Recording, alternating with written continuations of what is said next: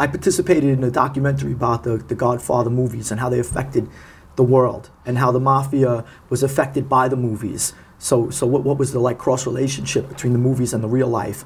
And I will say that the old timers who brought me up in that life, the older guys who taught me the code, who helped me to understand, who mentored me in that world, were more like the guys from The Godfather, more like a Marlon Brando, more like an Al Pacino. The newer generation, my generation, was starting sort of like to become more like Goodfellas. So it was like a pivotal moment in mafia, I guess mafia history, when I was active in that life. It was sort of starting to change. So those two movies, Goodfellas and The Godfather, they're like 30 years apart or 20-something years apart, they were made. And in that same time period, the mafia did go from The Godfather, more like them, the mobsters, and now the mobsters were more like Goodfellas. And as far as The Sopranos are concerned, I had never watched The Sopranos, so that stuff, that show came out while I was in the can. And I'm in a joint, I started to read, I fell in love with books, and the mobsters would come by my cell and say, "Hey Louie, come on, it's Sunday night, The Sopranos are on, we're all watching them in the TV room."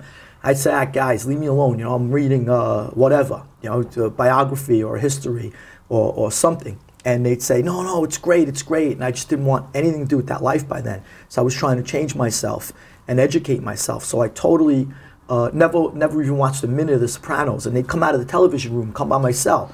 Real life mobsters, capos, consigliers, underbosses, even bosses, and say, "Oh, wow, this episode, you got to see what happened. They did it just right, Louie, you got it." And I'd say, "Really, get out of here," you know, and I'd just humor them, but go about my business and start to read again.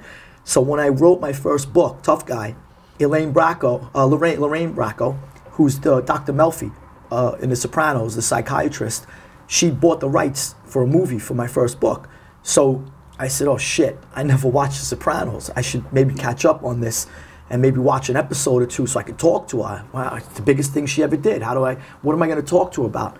So I went and I got a couple of episodes and I started to watch them and I got sucked right in. It was really, really accurate. They did a good job. And the first thing that came to my mind was, because I was in jail when they made them, they must have had real mobsters on the street who were consulting with the writers, because there's no way some hack from Harvard or Yale or wherever these writers went to school got that right, got that accurate, and they nailed it. So definitely good writers. I tip my hat to them, real creative writers, but they definitely had to have consultants from the mob telling them what to, you know, how that life works.